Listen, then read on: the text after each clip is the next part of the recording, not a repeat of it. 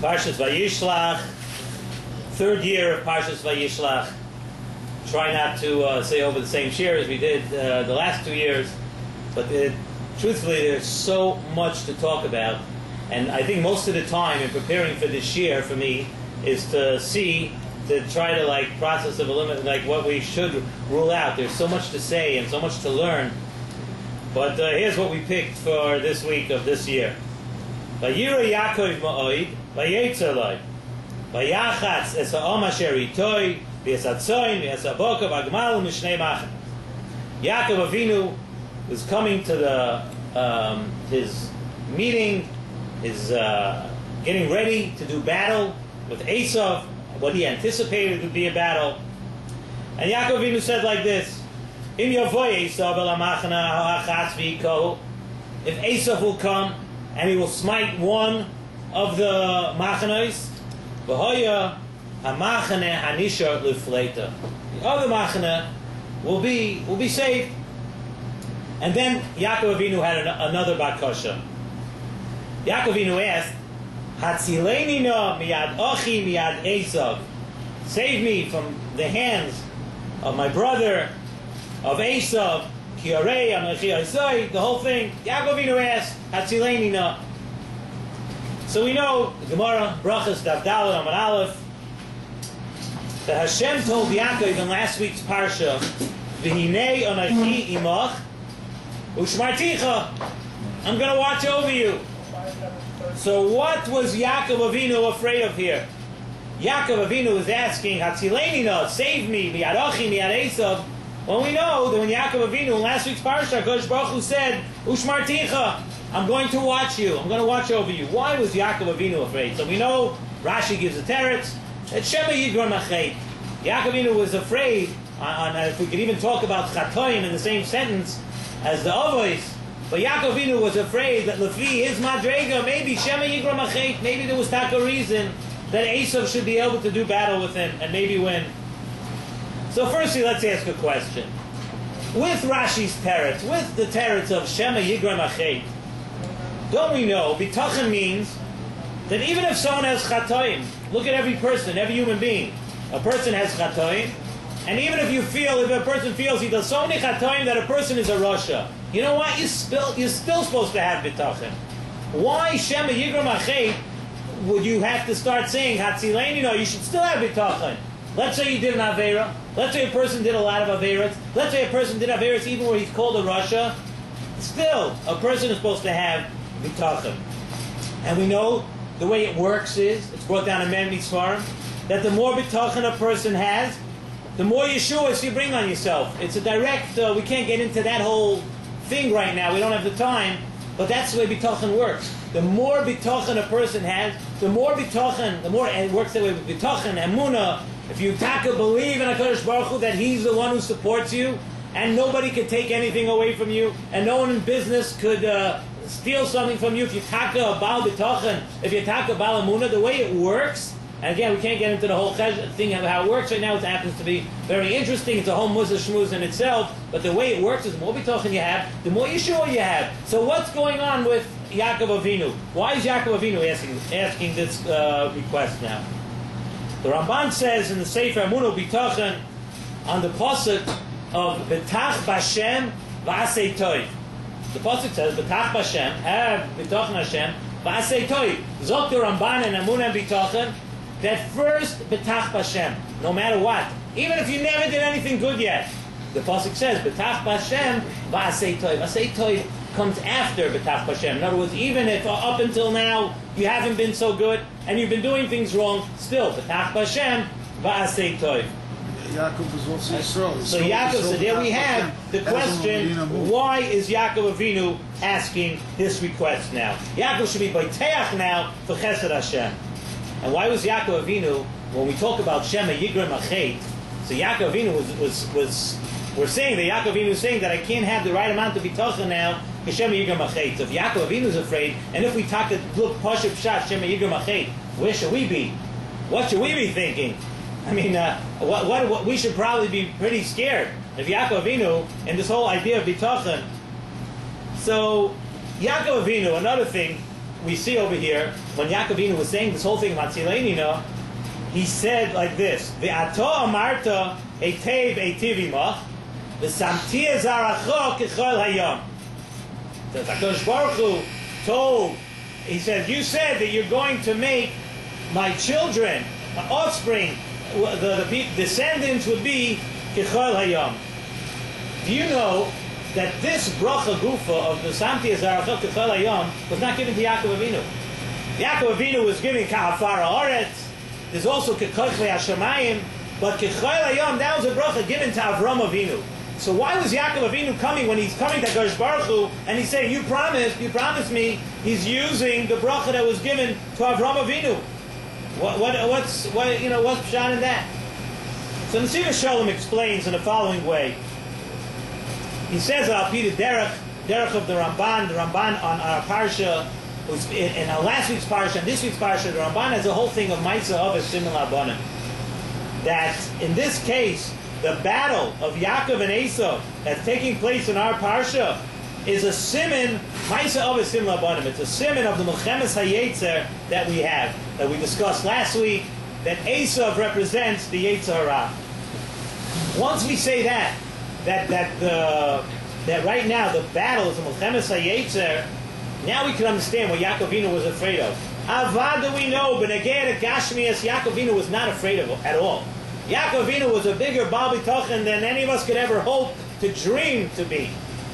But Yaakov Avinu was afraid that Shema Yigram Achet, that maybe Esav in the Ruchnias will have some influence on him. The battle, in other words, when it comes to physical things, when it comes to the Gashmias, a Yid is always a ben. You're a child of Hashem. A person who's a ben Hashem never has to be worried. Hashem is always going to do chesed with you, and you have to believe that you're a child. HaKadosh Baruch Hu is the Av, and you're the child. No matter what you do, no matter where you are, HaKadosh Baruch Hu is going to take care of you. So that's why Yaakov Avinu was just afraid of the Ruchnias. What's going to happen now with Esau, with the Ruchnias? So that's why Yaakov said, Hatzileni no what? Miyad Ochi, Miyad Esau. Notice he doesn't say Miyad Ochi Esau. He doesn't say, save me from my brother Esau. He says Miyad Ochi, Miyad Esau. But what's he referring to? Zok Nesiv Shalom. He's referring to the two ways that the Yetzer Hara comes to a person.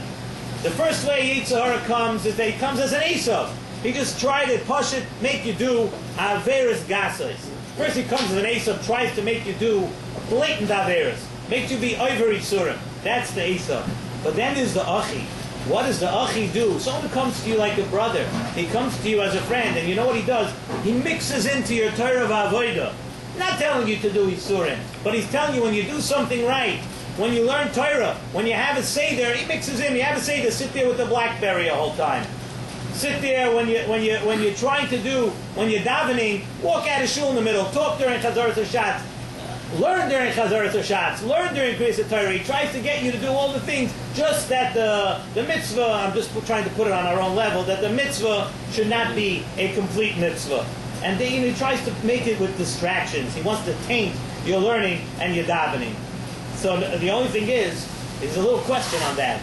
It's a very good answer, but we know that Yaakov Avinu prepared for three things. We said tefillah, doiron, and milchama. So if we're saying now that Yaakov Avinu, it's not a battle, a physical battle, that it's a battle of the Yetzer Hara, and Yaakov Avinu is afraid that maybe the powers of the Achi and Esau might win him over, so what's doiron? What kind of present, if you're coming to the battle, a ruchniistic battle to the Yetzer Hara, what kind of present are we giving you? Zok Nesiv Shalom, a beautiful, beautiful thing. He says there are times that it's going to come that, you're talking middle of learning, and you're talking middle of davening, and the Yetzer Hara sends you a distraction. And it comes time to do a mitzvah, and he sends you a thing in your head, and it comes out that it's not going to be l'shma. So you can do one of two things. You could throw it away and say, okay, you know what, I'm not doing this l'shma, forget the whole thing, I'm not going to do it. Zok Nesiv Shalom, that's the doiron that we're going to give now to the Yetzer Hara. You want me to do this tefillah right now? You want me to do this shalai l'shma? You want me to do this mitzvah shalai l'shma? Okay, no problem, Yetzer Hara. Here's the present. We know that mitzvah shalai l'shma ba l'shma. That if you have a chance to do it shalai l'shma, do it. So we tell the Yetzer Hara, you know what? You want me to learn Shalei L'Shma? You want me to do a mitzvah Shalei L'Shma? You want me to do this davening Shalei L'Shma? He gets over, here's your present. And he'll be pacified by that. He'll take that and he'll go away with that. That's the Ruchniistika Doirin that Yaakov Avinu was ready to give. So we ask the Kasha now, at the beginning, what is Kechol Hayam? Why would Yaakov Avinu use the Lashon of, that was the bracha that was given to Avraham Avinu? Why would he say, HaKadosh Baruch Hu, you told me that we're going to be like Kechol Hayam? Why wouldn't he say like Afar Haaretz? We asked. That was given, the bracha given to Yaakov Avinu. Zok Nesiv has shown that each of these three things, Kechol Hashemayim, Afar Haaretz, Kechol Hayam, refers to a different matzah that Klal Yisrael might be in, a different matzah that Klal Yisrael goes through. Kechol Hashemayim makes sense. Shemayim is when we're in a very high madrega. The Samti is Aracha, when you're Kechol Hashemayim, that's when everything is going great. And everything's working well. The Gashmi is Beruchnias, and we're in Yerushalayim, and the Beis Hamikdash, and everything's good. Then we have a bracha of Shefa, we're Kechol Hashemayim. And then there's the next madrega. There's Afar Haaretz. Afar Haaretz has a mila over other things that it has a koyach hatzmicha.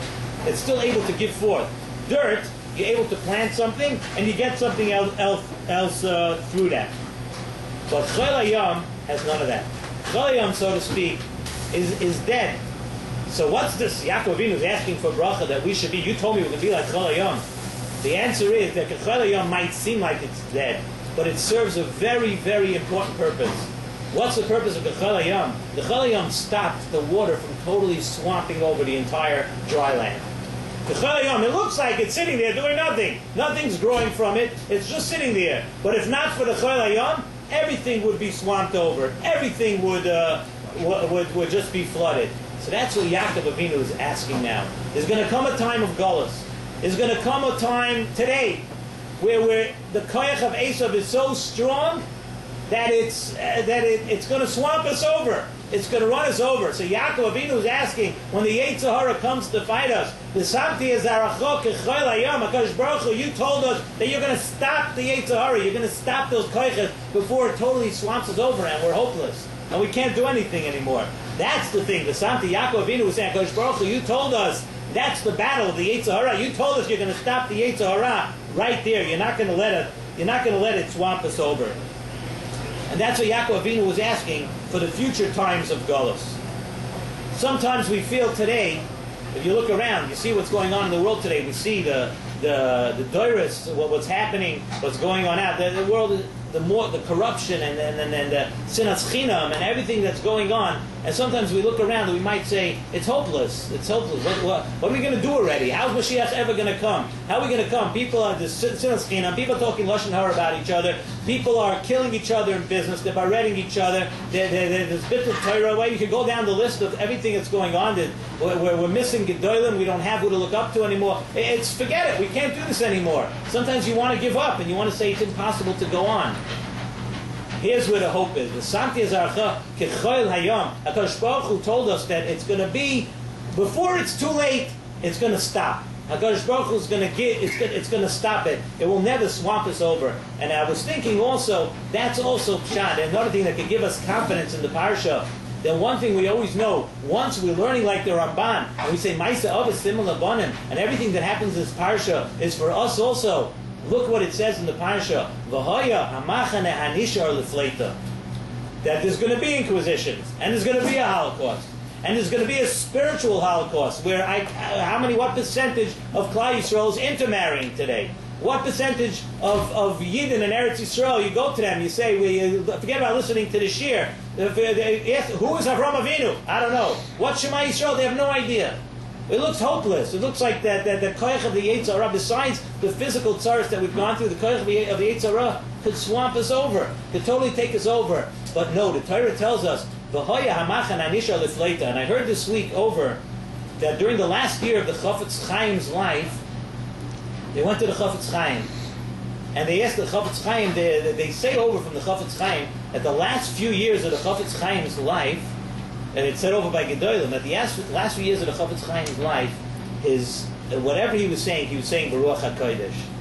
Chafetz Chaim was 90-something years old, It's not my time. I'm not saying this. Is what people. This is what the Gedolim of that generation said that when the Chavetz Chaim. So this was in 1933, and they asked the Chavetz Chaim what's going to be, what was going on in the world then. Already the